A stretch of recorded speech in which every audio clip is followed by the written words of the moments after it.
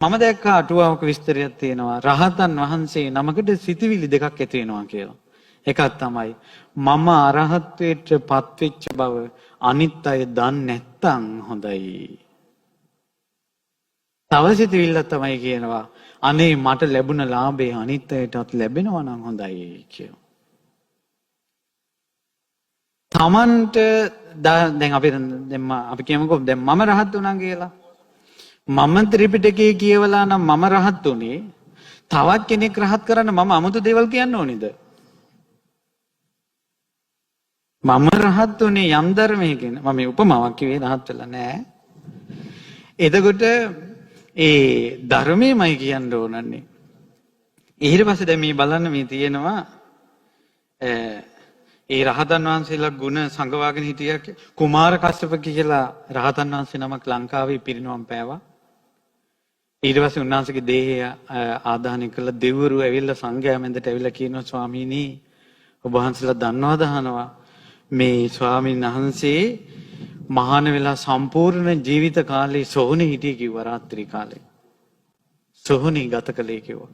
එක ස්වාමීන් වහන්සේ නමක් දන්නේ කුමාර කස්සප ස්වාමීන් වහන්සේ සොහොනේ හිටපු බව කාටවත් කියලා නැහැ. ගුණ සංගවා ගන්නවා. ඊළඟට මේ සෑගිරි කියන්නේ මිහින්තලාවේ සහෝදර හාමුදුරු දෙනමක් හිටියා. දවසක් මුණ ගැහිලා එක කුටි සැතපුණි. එතකොට අර ඇඳේ නිදා ගන්න නැතුව දුතාංගය සමාදන් කළා. නේසච්චිකාංගය කියලා කියන්නේ. ඊට පස්සේ ඒක රකින්නවා. ඊට පස්සේ රෑ ස්වාමීන් වහන්සේ භාවනා කරන ස්වභාවයෙන් ඉන්නවා. අනිත් ස්වාමීන් වහන්සේ සැදපිලා ඉන්නවා. දැන් හඳ ඇති කාලේ අර ස්වාමීන් වහන්සේ සැතපුණා දැන් ඉඳගෙන ඉන්නවා. එළි වෙන ජාමෙට නැගි ආර ස්වාමීන් වහන්සේ කියනවා ස්වාමීනි ඔබ වහන්සේ සැතපෙන්නේ නැද්ද? නෑ ඔසෝ. ඒ කියන්නේ හරි ඔබ වහන්සේ සැතපෙන්නේ කිව්වා. ඊට පස්සේ ඔබ වහන්සේ මේ නේසාජ්ජිකාංග දෙකල ඔබ වහන්සේ මේ දුතාංග රකින්නවද කියලා. ඊට පස්සේ මම මේ සැතපෙන්න මේ දැන් ලැහැත්ති කියලා එහෙම සැතපුණා. මට මතක හැටියට අවුරුදු 50ක් රැකලා තියෙනවා ඒක. අවුරුදු 50ක් කාටවත් නොකිය නිදා ගන්න නැතුව පිට ඇඳකට හේතු කරන්නේ නැතුව රැකපු ගුණේ කවුරුත් දැනගනී කියලා එහෙම්ම නිදාගත්තා. පුදුමයි. සංගවා ගැනීම. ඇතර මේ අරහත් පරම්පරාවේ පුරුකක් වෙන්න හරි හිතවිල්ලක් හරි තියෙනවා නම් තමන්ගේ එක ගුණයක් හරි තියෙනවා නම් කවුරුවත් දන්නේ නැති එකක්.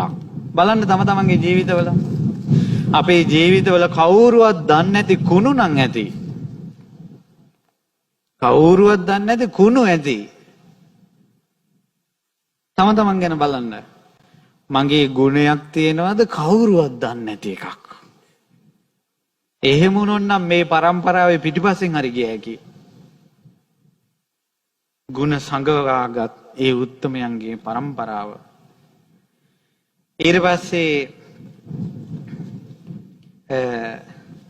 තව තියෙනවා මේ ආලින්දක වාසී පුෂ්පදේව ස්වාමීන් වහන්සේ කියන උන්වහන්සේ සක්මන් කරනකොට මේ දෙවිවරු මේ දෙපැත්තේ පහන් දැල්වගෙන ඉන්නවා.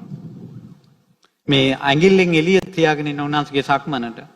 ඉතින් ස්වාමීන් වහන්සේලා අහනවා ඔබ වහන්සේගේ සක්මනේ එළියක් තිබ්බයියේ. අනේ ආයමතුන් මේ පහන් වලිනුත් එළියනවා මණික් වලිනුත් එළියනවනි කියලා උන්වහන්සේ වඩිනවා. කිය ඉන්නේ රහතන් වහන්සේලා. ඊළඟට මේවත් මේ රහතන් වහන්සේලා හොයාගන්න බෑ. සාමාන්‍යයෙන් මේ එකට හිටියත් ඒ කියන්නේ හොයාගන්න බැරි ප්‍රකට කරන්නේ නෑනේ.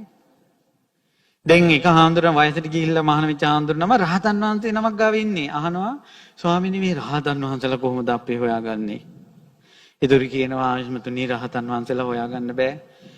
මහාන වෙලා රහතන් වහන්සේ නමකට උපස්ථාන කර කර පිටිපස්සෙන් ගියත් නම් රහතන් වහන්සේලා නම් හොයාගන්න බෑ කිව්වා.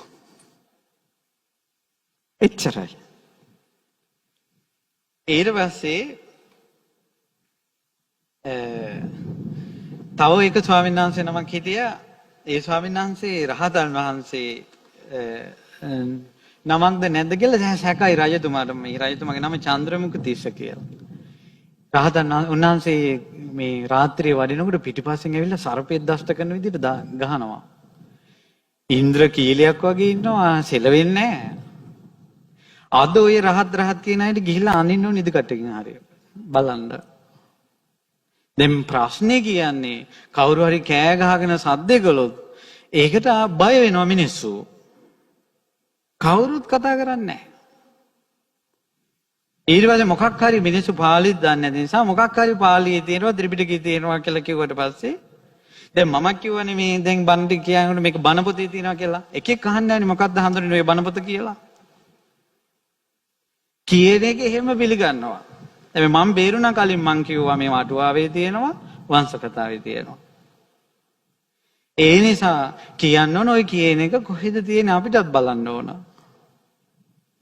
ඊට පස්සේ ඉස්සර එහෙම කරලා තියෙනවා. තව එක ස්වාමීන් වහන්සේ නමක් මේ රහත් වෙලා වගේ ඉන්නවා. නායක හඳුර කල්පනා කළා මේ පොඩි නම නම් හිතාගෙන ඉන්නේ රහත් වෙලා කියලා තමයි මේ බලමුකෝ කියලා තව පොඩි නමකට කිව්වා අපි පැම් පහස වෙන අතරේ පොඩි නම වතුර අස්සෙන් ගිහිල්ලා අල්ලන්න ගියා කකුල. ඊට පස්සේ අර ස්වාමීන් වහන්සේ දැන් අර ගමන රහතන් වහන්සේ නමක් වගේ කතාව රහතන් වහන්සේ නමක් වගේ එන්නේ යන්නේ රහතන් වහන්සේ නමක් වගේ. ඊට පස්සේ මොකද උනේ? ගිහිල්ලා අර පොඩි නම ඇල්ලුවා. කෑ ගහගෙන කිඹුලෙන් කනවෝ කියලා කෑ ගන්න දෙව්වා. එතනින් ඉවරයි අරහත් වේ.